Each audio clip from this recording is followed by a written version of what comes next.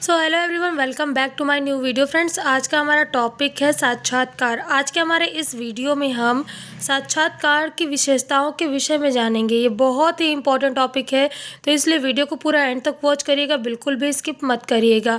Friends, video अगर पसंद आए तो वीडियो को लाइक और ज़्यादा से ज़्यादा लोगों के साथ शेयर ज़रूर करिएगा, जिससे कि वीडियो ज़्यादा से ज़्यादा लोगों तक पहुँच सके। अगर आप चैनल पर नए हैं और आपने अभी तक चैनल को सब्सक्राइब नहीं किया तो आप सभी से एक छोटी सी रिक्वेस्ट करना चाहूँगी कि प्लीज़ चैनल को सपोर्ट करिए। चैनल को सपोर्ट करने के लिए चैनल को सब्सक्राइब करके बेल आइकन को ऑल प्लेट जरूर कर दीजिएगा, जिससे कि आपको मेरी लेटेस्ट वीडियोस की अपडेट्स मिल सके।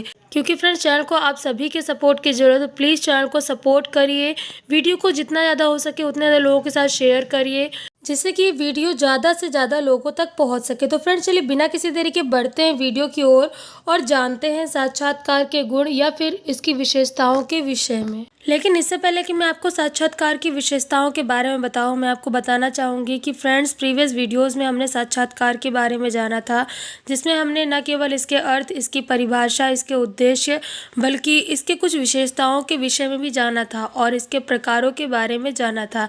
अगर आपने उन वीडियोज़ को अभी तक नहीं देखा है तो वीडियोज़ आपको प्लेलिस्ट में मिल जाएंगे, आप वहाँ पर जाकर उन वीडियोज़ को देख सकते हैं। सामाजिक अनुसंधान में साक्षात्कार का बहुत ही विशेष महत्व होता है। इसकी कुछ विशेषताओं या फिर महत्व के बारे में हमने प्रीवियस वीडियोस में जाना था, जिसमें हमने ये जाना था कि साक्षात्कार विधि का प्रयोग करके हम भूतकालीन घटनाओं का अध्ययन कर सकते हैं।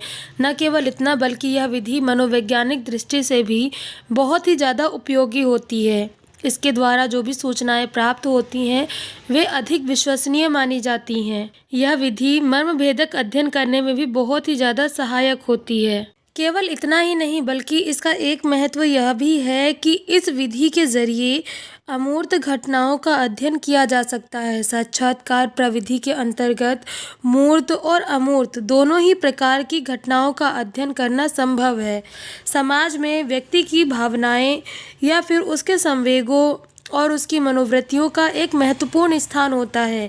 ये भावनाएं और संवेग अमूर्त होते हैं। इन्हें हम ना तो देख सकते हैं और ना ही छू सकते हैं। इन्हें हम केवल महसूस कर सकते हैं। इनका अध्ययन करने के लिए साक्षात्कार प्रविधि के अतिरिक्त और कोई भी प्रविधि उपयुक्त नहीं होती है, क्योंकि इस प्रविधि में साक्षात्कारकर्ता खुद साक्षात्कारदाता से मिलता है, मतलब सूचनादाता से मिलता है, उनको देखता है, उनको समझता है, उनके मनोभावों को, उनके संवेगों को समझने का प्रयास करता है। नए तथ्यों को पाने के लिए पारस्परिक प्रेरणा का तत्व बहुत ही ज़्यादा महत्वपूर्ण होता है। साक्षात्कार में साक्षात्कारकर्ता सूचनादाता के सामने होता है, इसलिए वह निरंतर सूचनादाता को बातचीत करने की प्रेरणा देकर विषय से संबंधित सूचनाएं प्राप्त कर सकता है। सूचनादाता भी साक्षात्कारकर्ता को अनेक ऐसे पहलुओं की जानकारी देता है जिनके बारे में हो सकता है कि वो पहले से न जानता हो। सरल शब्दों में कहें तो यहाँ पर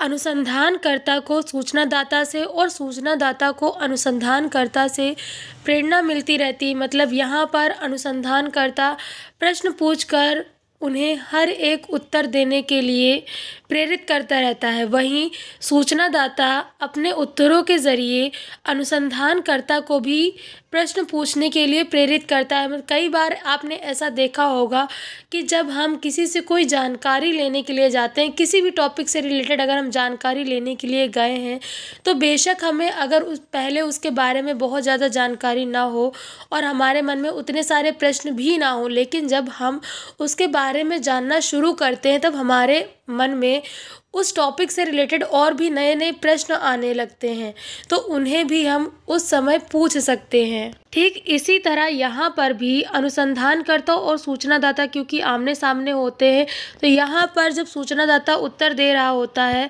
उनके उत्तरों से हो सकता है कि अनुसंधानकर्ता को कुछ ऐसे प्रश्न हो जिसके बारे में उसको पहले से कोई आइडिया ना हो, लेकिन उस टाइम पर उसे याद आ जाए और वो उन प्रश्नों को भी पूछकर अपनी जानकारी में बढ़ोतरी कर सकता है।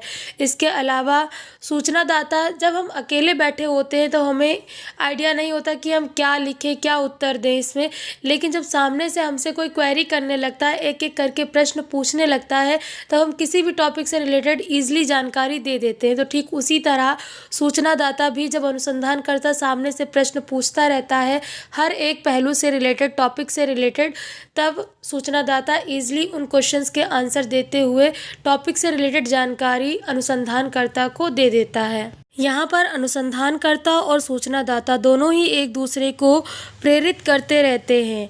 यह पारस्परिक प्रेरणा पर आधारित होने के कारण एक बहुत ही उपयोगी प्रविधि मानी जाती है। न केवल इतना बल्कि इस प्रविधि में व्यक्तियों से विस्तृत सूचनाएं एकत्रित की जा सकती हैं, फिर चाहे वे समाज के किसी भी वर्ग से संबंधित क्यों न हो। इसलिए इस प्रकार का अध्ययन शिक्षित, अशिक्षित, ग्रामीण, नगरीय सभी स्तर के लोगों के लिए किया जा सकता है। साक्षात्कार प्रविधि विस्तृत सूचनाओं की प्राप्ति का सबसे सरल मार्ग है, क्योंकि जो सूचनादाता प्रश्नों को नहीं समझ पाते हैं, अनुसंधानकर्ता उन प्रश्नों को उन्हें समझाकर उनसे प्रश्नों का उत्तर प्राप्त कर लेते हैं। सरल शब्दों में कहें तो ये जो प्रविधि है, इस प्रविधि का यूज करके अनुसंधानकर्ता इजीली किसी भी टॉपिक से रिलेटेड विस्तृत जानकारी ले सकता है, क्योंकि यहाँ पर अनुसंधानकर्ता खुद सूचनादाता के पास जाता है, उनसे मिलता है, उनसे बातचीत करके सूचनाओं को इकट्ठा करता है। तो ऐसे में अगर कहीं पर भी सूचनादाता को कोई प्रश्न समझ में नहीं आ रहा या फिर और कोई कठिनाई हो रही है, तो अनुसंधानकर्ता उन सभी परेशानियों को वहीं पर सॉल्व कर देता है और जो भी सूचनाएं उसे चाहिए वे सभी सूचनादाता से प्राप्त कर लेता है। न केवल इतना बल्कि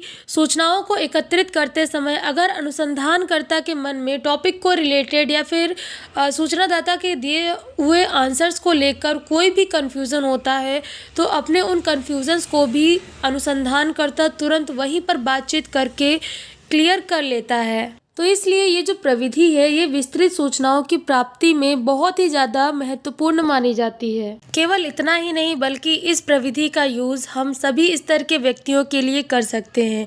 कहने का मतलब यह है कि व्यक्ति चाहे शिक्षित हो या ना हो, चाहे ग्रामीण हो चाहे नगरीय हो, कैसा भी व्यक्ति क्यों ना हो, इस प्रविधि का यूज़ करके हर एक वर्ग के व्यक्ति से सूचनाएं प्राप्त की जा सकती हैं, क्योंकि यहाँ पर ऐसा कोई नियम नहीं होता है कि सूचनादाता अपने आंसर्स खुद ही लिखेगा। यहाँ पर अनुसंधानकर्ता खुद सूचनादाता के पास जाता है, उनसे बातचीत करता है, बातचीत के माध्यम से जानकारियाँ लेता है और जो भी जानकारियाँ मिलती हैं उसे अनुसंधानकर्ता खुद लिखता है। तो ऐसे में व्यक्ति किस वर्ग से है, इस बात से कोई भी फर्क नहीं पड़ता है। यही रीज़न है कि साक्षात्कार प्रविधि न केवल विस्तृत सूचनाओं की प्राप्ति के लिए बल्कि साक्षात्कार सभी प्रकार के सूचनादाताओं से सूचनाओं को एकत्रित करने के लिए भी एक महत्वपूर्ण प्रविधि मानी जाती है। तो फ्रेंड्स, ये थी जानकारी साक्षात्कार के गुण अथवा विशेषताओं के विषय में। उम्मीद करती हूँ कि वीडियो में दी गई जानकारी आप सभी को पसंद आई होगी। फ्रेंड्स, वीडियो में दी गई जानकारी कैसी लगी कमेंट करके ज़रूर बताएं। वीडियो अगर पसंद आया हो तो वीडियो को लाइक और ज़्यादा से ज़्यादा लोगों के साथ शेयर करिए, जिससे कि ये वीडियो ज़्यादा से ज़्यादा लोगों तक पहुंच सके। फ्रेंड्स, आप सभी से रिक्वेस्ट है कि प्लीज़ चैनल को सपोर्ट करिए, बिकॉज चैनल को आप सभी के सपोर्ट की बहुत ज़्यादा ज़रूरत है। फ्रेंड्स, नेक्स्ट वीडियो में हम साक्षात्कार के दोष के बारे में जानेंगे। ये बहुत ही इंपॉर्टेंट टॉपिक है और इसी टॉपिक से रिलेटेड है, तो इसलिए वीडियो को देखना बिल्कुल भी मत भूलिएगा। वीडियो की नोटिफिकेशन आपको सबसे पहले मिल सके, इसके लिए चैनल को सब्सक्राइब करके बेल आइकन को ऑल प्लेट जरूर कर दीजिएगा। तो फ्रेंड्स, आज की वीडियो में बस इतना ही। मिलते हैं नेक्स्ट वीडियो में एक नए टॉपिक के साथ।